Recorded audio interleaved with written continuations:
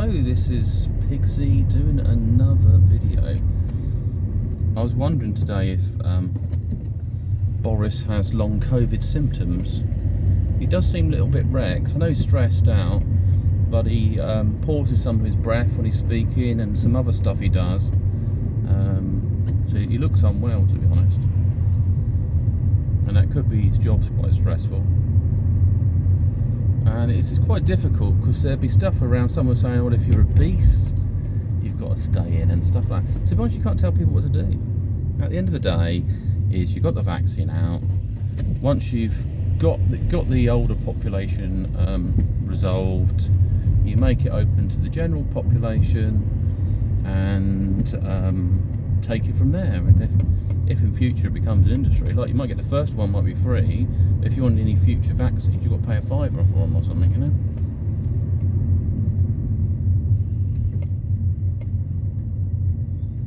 What on earth's happened here?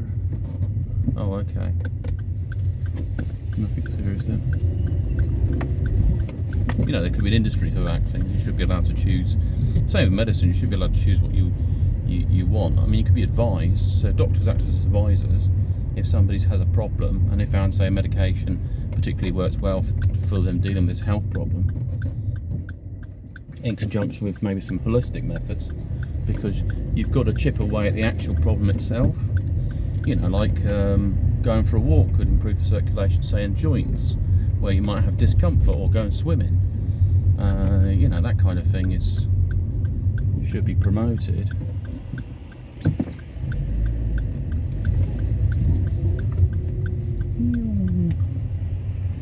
In the health industry. So yeah, he might be more ill than he appears. This is why he doesn't always get seen on TV, as other people step in. And it's a bit of hit and miss, the advice, and science says, and all these sorts of things that come across.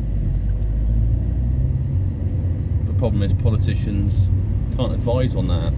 They should really, on the front line, have the politician, I say they have the scientist there, not somebody in between, and then just have the questions, answers to the questions, and that's it, rather than a sort of a loaded question and answer with reporters and things from papers and stuff, and maybe a few random members of the public that they've groomed, or maybe they're not members of the public at all.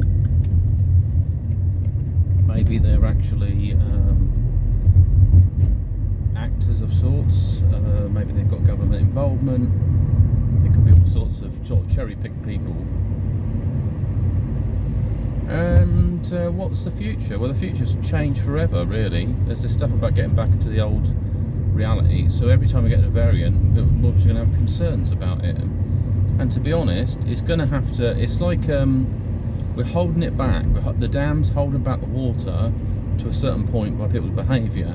And if you normalise it, then the water's released. And so but with the vaccine, you know, if it does support people's immune systems in response to dealing with COVID-19, it will be a case of that they can fare out the flood, because everyone at some point has to catch COVID. It's one of these things. Most people have caught flu, most people have had mumps, most people have chicken pox, all sorts of other things growing up. You couldn't avoid it. It was in the environment, it's spreading around. You can't knock out COVID. I mean, even if you've got a country and everyone stayed in for a year and it just disappeared, we've still got transport in and out of the country, which opens up the borders for the virus to come in anyway, so there's no way you can get away from it. So your only options is to minimise the damage, is damage limitation, and allow the virus to do what nature's going to do. It's a bit like trying to stop death, but as a result you have to suffer chronic pain. There might be a point where you say, well, I think we just let it happen, to be honest. You know, if that could happen in the future with sort of implants and other things to maintain someone's life beyond the point that they don't have one, they're pretty much, you know, just a sort of the head keeps going, but the rest of the body's absolutely knackered, and then it might be not so good. They're looking at reversing stuff to do with aging. It's also to do with these telomere stuff. And it could be there's a way to. I mean, well, it's worth knowing as much as we can about viruses, and not assuming they're just dead things. They're just things that they're life, Jim, but not as we know it. That's pretty much what it is. They don't, just because they haven't got organs and they don't breathe in the same way. I always thought it'd be good actually for where they had the. I was watching stuff to do with aliens and the original stories to it about this creature that developed. It pretty much follows the alien story. Just a few little, maybe some changes here and there, like the acid. You know, they've got the acid blood and everything else. They had a character that I don't know actually if that was a cartoon one. They made Ripley was sort of like mixed race, so that might be just this kind of. It's just the theme for what we have nowadays is that we've got to have equal representation. So we're just going to put things into place anyway. Doesn't matter if there's any relationship or correlationship with it. You know, so in the future we probably have other things like mixed race, Superwoman, and we've already got Batman and all sorts of things going on. And then the problem with that then is that there's no white representation, or it's kind of still is Caucasian theatre maybe that, you know, we'll make you the star, but we've got to put you in there and you're going to die. However, we're going to represent you because, you know, we're going to put you as characters because you're lesbian and you're what we consider a minority, which isn't really. Minorities are only reflective of maybe the continent. Like, you know, if I went to Africa, I'm the minority. doesn't matter how many millions of people, depending on which part of Africa I go into.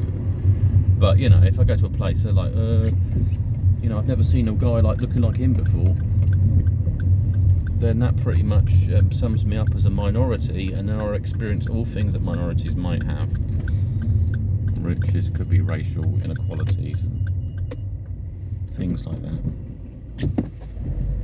It's just a part of the learning process. People's natural inclination towards being prejudiced, and it's a process of understanding a person that makes people act prejudiced ways. I think I've covered before.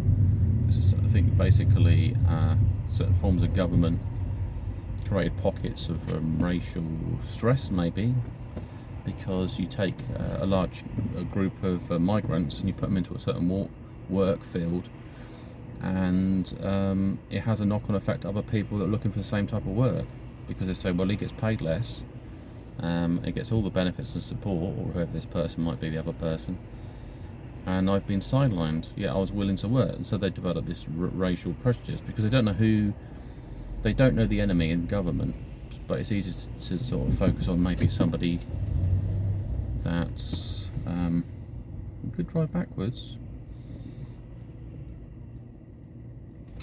Executive large vehicle. True.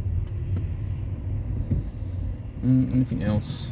So yeah, that's pretty much you've got to do the springboard.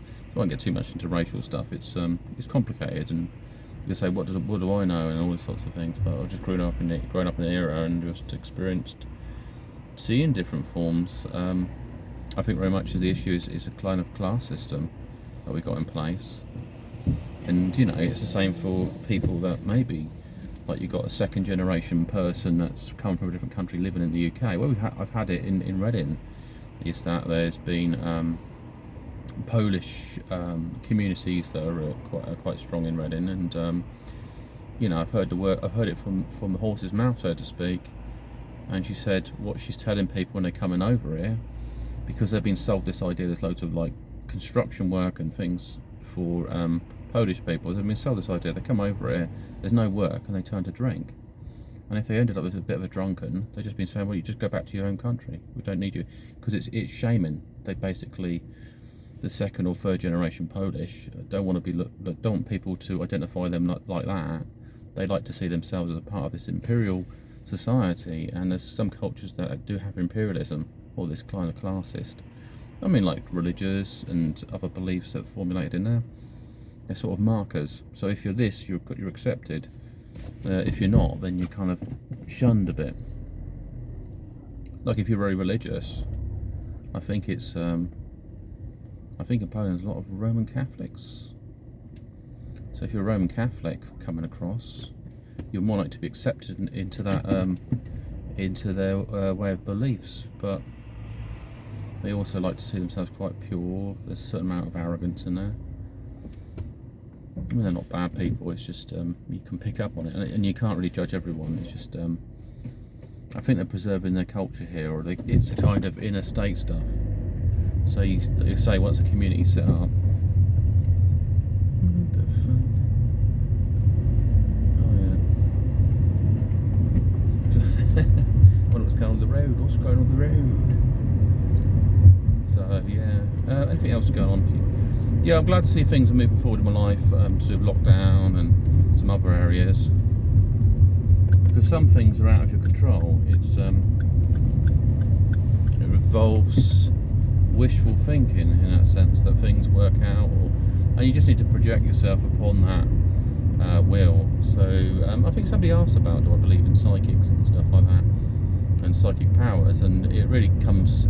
And then the problem is, people want to say, well, then you're not scientifically minded. But it's like, hang on, I'm open-minded, and I'm willing to explore what that means and redefine what that means, which is in essence what happens with magic, is that it's a refinement to a point where someone says, oh, it's a science. You know, if you can hypnotise someone, you don't say, oh, that's magic, because that's how it's sometimes perceived. And in essence, it could connect to higher states and other realms of thinking, other dimensions, things that are unknown to us as well, because we can't assume. If we assume we only know a small percentage of the universe, yet we haven't seen hardly anything yet, really. So yeah, it'd be interesting to see how it all develops. But there's basically invocation. There's reading knowledge, which is like the clairaudience, clairvoyancy, and so the clairer sort of thing, the seeing things and reading things. Invocation is like summoning and I guess a manipulation of other entities. And then you've got the direct force, which is like your telekinesis and things, kinesis, other influences of forces directly. And so I think that's the three realms that people associate with psychic powers: the ability to manipulate and influence their environment, the ability to transcend forms of communication internally, so you can pick up stuff, or it basically gives you a level of sort of possession of other forces around you, which in themselves are just vehicles. They do what you need to do, but you're able to influence them, which is probably a good science. You know, some spirit could enter someone's body and manipulate their thinking because they're less spiritual. So the problem is having no beliefs in something leaves you open to the effects of something if it is true. You know, it's a bit like saying, oh, radiation won't hurt you, and then people get sick. It's, oh no, that's something else, that's another reason that's happening. You know, you can always sort of sweep it under the rug, or you might find some benefits in radiation, and then you'll be sort of keeping that information to yourself. There's probably a lot of propaganda around knowledge anyway. And the only problem with science is that it formulates into a religion of beliefs, because you believe in something. If you believe in anything, it's a religion at some level. I mean, if you believe that, say, money's real, and actually it's just a measure of values, a system of values and exchange. But if you think money itself is the be-all and end-all, then you become part of this indoctrinated in civil beliefs. So another thing I'm looking to explore is the cryptocurrency. So I might just buy a few little bits of some of these new ones. There's like VeChain and probably there's like Chainlink is another one. What do I want to be?